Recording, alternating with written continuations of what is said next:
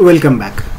SST in Marathi by Suhas sir या आपल्या YouTube चॅनलमध्ये मी सुहास सर आपल्या सगळ्या विद्यार्थ्यांचं, मुलांचं, मुलींचं सहर्ष स्वागत करतो.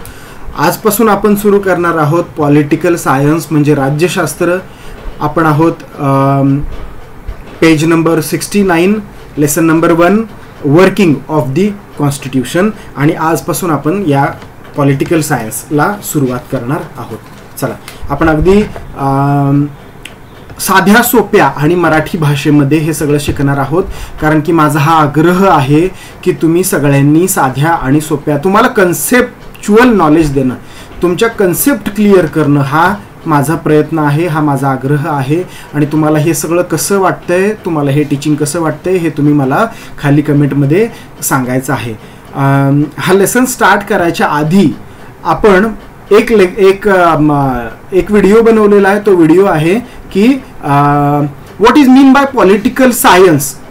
पॉलिटिकल सायन्स म्हणजे काय आणि पॉलिटिकल सायन्स आपल्याला शिकायसाठी का आहे, कशासाठी हे सगळं आपल्याला शिकायला देत आहेत, याच्यासाठी मी एक साधा सोपा सरळ एक व्हिडिओ बनवलेला आहे. तो व्हिडिओ तुम्ही चॅनलवर सर्च करा आणि तो तुम्हाला मिळेल. तो एकदा तुम्ही बघितलं की तुम्हाला ते महत्त्व पटेल की आपल्याला हे सगळं काय शिकायचं आहे. ठीक आहे, चला तुमच्या समोर तुमच्या हातामध्ये पुस्तक असलं पाहिजे. हे काही फक्त इंग्लिश मिडियमच्याच स्टुडंटसाठी आहे अशातला काहीही भाग नाही आहे. सेमी इंग्लिश आणि मराठी माध्यमाची मुलं सुद्धा हे व्हिडिओ बघू शकतात. फक्त तुमच्या समोर स्लाईड इंग्लिशमधली असेल, अल्टिमेटली मी बोलतो तर मराठीमध्येच आहे, बरोबर आहे का नाही.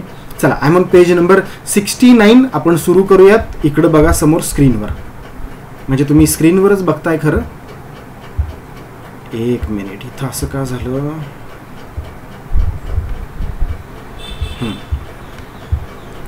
थांबा बरं का, काहीतरी गडबड इथं होते आहे.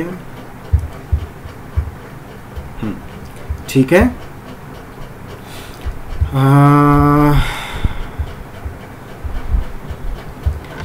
ठीक आहे, चलो चला वेळ नको घालवायला. The textbook of political science till now, बघा, the textbook of political science till now म्हणजे आजपर्यंत हॅव हेल्प अस, आपल्याला मदत केली आहे. कशामध्ये मदत केली आहे?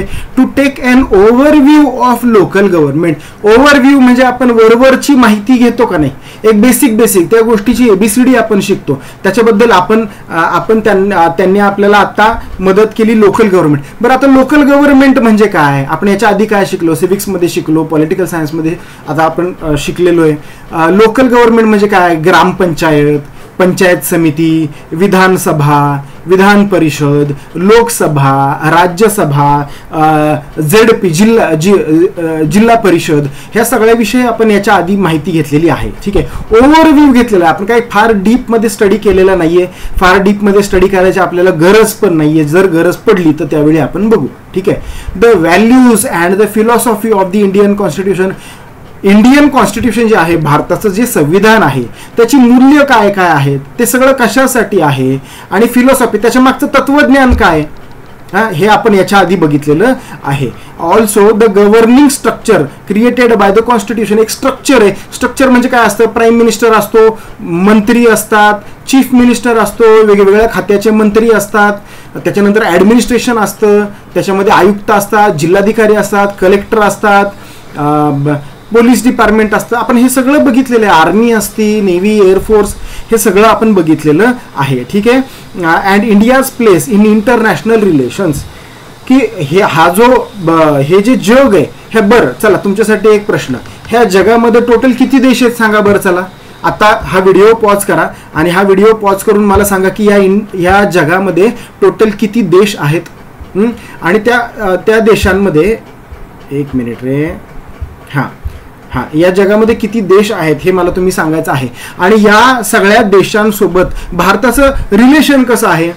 फॉर एक्झाम्पल, काही देशांसोबत चांगले रिलेशन्स असतील. उदाहरणार्थ रशियासोबत भारताचे चांगले नातं आहे. उदाहरणार्थ अमेरिकेसोबत भारताचं चांगलं नातं आहे.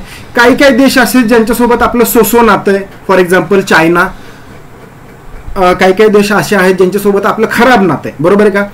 आता खराब नातं कोणत्या देशासोबत आहे सांगा बरं. चला व्हिडिओ पॉज करा आणि सांगा बरं. अगदी खराब नातं काय, उघड एकदम शेंबडं पोरगं सुद्धा सांगेल, बरोबर आहे का. चला पुढे बघूयात. The Indian constitution has declared its objective to establish a secular democratic republic. बघा बरं का, द इंडियन कॉन्स्टिट्यूशन म्हणजे हे जे भारताचं संविधान आहे, हॅज डिक्लेअर, त्यानं डिक्लेअर केलेलं आहे, त्यानं जाहीर केलेलं आहे. इट्स ऑब्जेक्टिव्ह, त्याचं उद्दिष्ट काय आहे, हे सगळं आहे कशासाठी. ऑब्जेक्टिव्ह म्हणजे काय असतं, उद्दिष्ट असतं. प्रत्येक गोष्टीचं एक ऑब्जेक्टिव्ह असतो. तुम्ही आता हा व्हिडिओ का बघताय, तुमचं ऑब्जेक्टिव्ह काय आहे, की तुम्हाला हा लेसन कळावा, तुम्हाला चांगले मार्क पडावे, हा उद्देश आहे. 10वीचं एक्झाम का देताय तुम्ही, कारण की तुम्हाला पास व्हायचं, तुम्हाला पुढच्या डिव्हिजनमध्ये पुढच्या स्टँडर्डमध्ये जायचं, बरोबर आहे का. हे तुमचं ऑब्जेक्टिव्ह आहे. तसं प्रत्येक गोष्टीचं ऑब्जेक्टिव्ह असतं. तर इंडियन कॉन्स्टिट्यूशनचं पण तर काही ऑब्जेक्टिव्ह असणार आहे का नाही.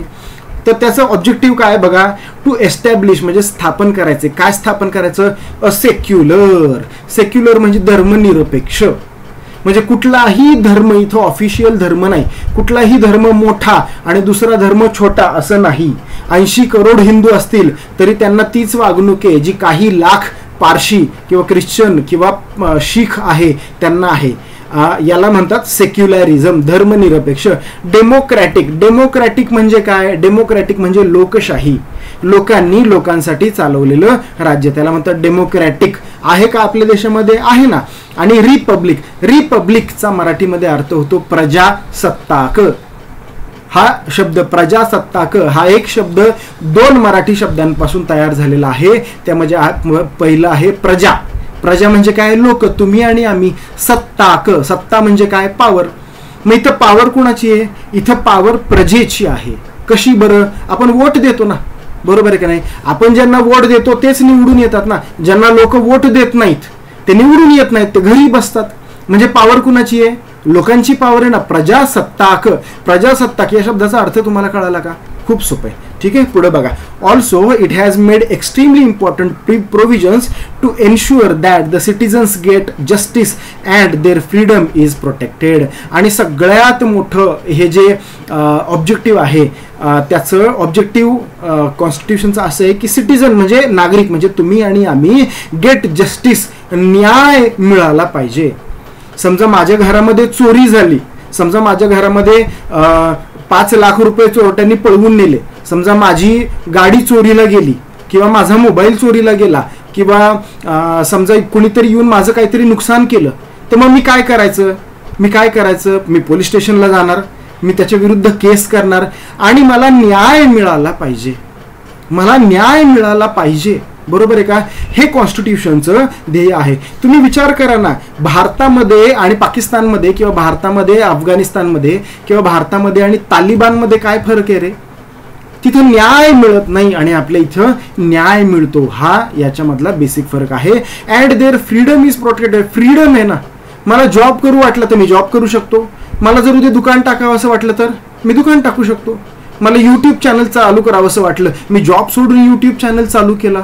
मला फ्रीडम आहे का नाही, आहे.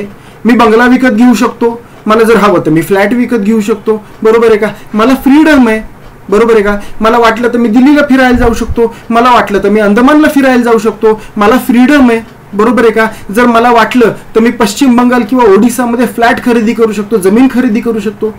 I have that freedom, as simple as that. चला पुढे बघा.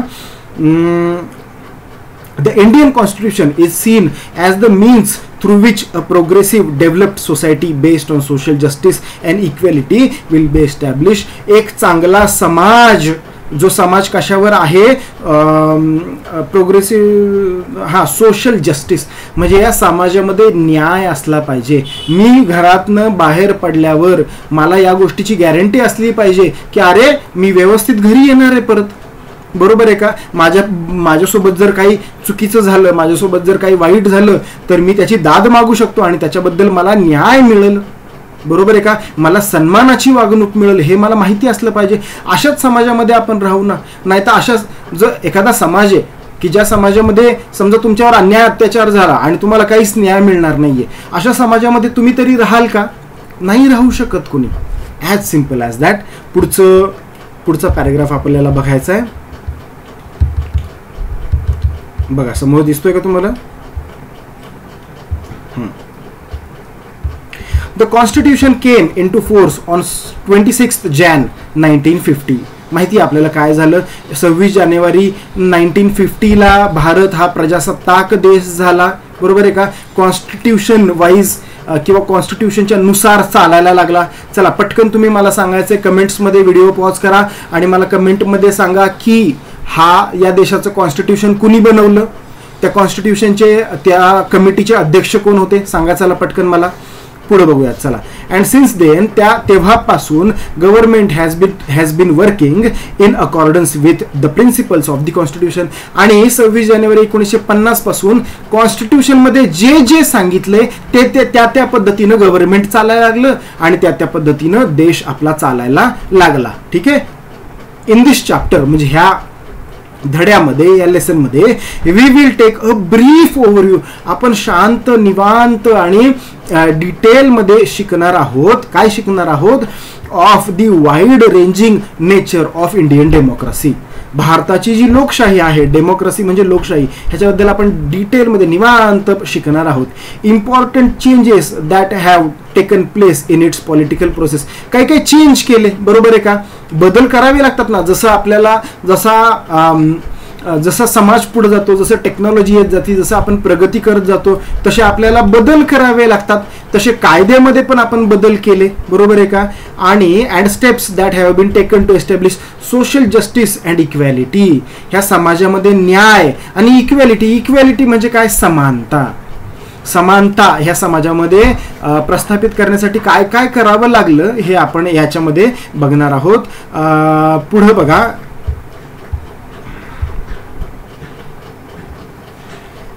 पुढे बघा. हे मी आता इथे आहे. This review will primarily focus on 3 areas. आता आपण 3 गोष्टी मुख्यत्वे आपण इथे बघणार आहोत. पहिली गोष्ट आहे डेमोक्रेसी. डेमोक्रेसी म्हणजे लोकशाही, लोकांनी लोकांसाठी चालवलेलं राज्य. भारतामध्ये लोकशाही आहे का? आहे, डेफिनेटली आहे. ठीक आहे. दुसरी गोष्ट सोशल जस्टिस. सोशल जस्टिस म्हणजे सामाजिक न्याय. काय आहे ते आपण डिटेलमध्ये बघूयात, आत्ताच काय त्याच्याबद्दल बघायची गरज नाही. आणि त्याच्यानंतर तिसरं आहे ज्युडिशियल सिस्टीम. ज्युडिशियल सिस्टीम म्हणजे न्याय व्यवस्था. जर माझ्या घरामध्ये जर चोरी झाली, डाका पडला किंवा जर मला काही नुकसान झालं, तर मग मी काय करायचं? मी न्याय कुणाला मागायचा? मी काय करायचं? ह्या सगळ्याबद्दल आपल्याला त्याच्यामध्ये आपण डिस्कस करणार आहोत. चला, इंट्रोडक्शनच्या व्हिडिओमध्ये एवढंच. पुढच्या व्हिडिओमध्ये आपण बघणार आहोत, हे बघा हा जो पॉईंट आहे समोर, डेमोक्रेसी, तो पॉईंट. ठीक आहे. तोपर्यंत टाटा, बाय बाय. कमेंट्समध्ये मला कळवा तुम्हाला कसं वाटतंय. काही शंका असतील कमेंट्समध्ये मला नक्की कळवा. ठीक आहे. चलो bye. See you in the next lecture.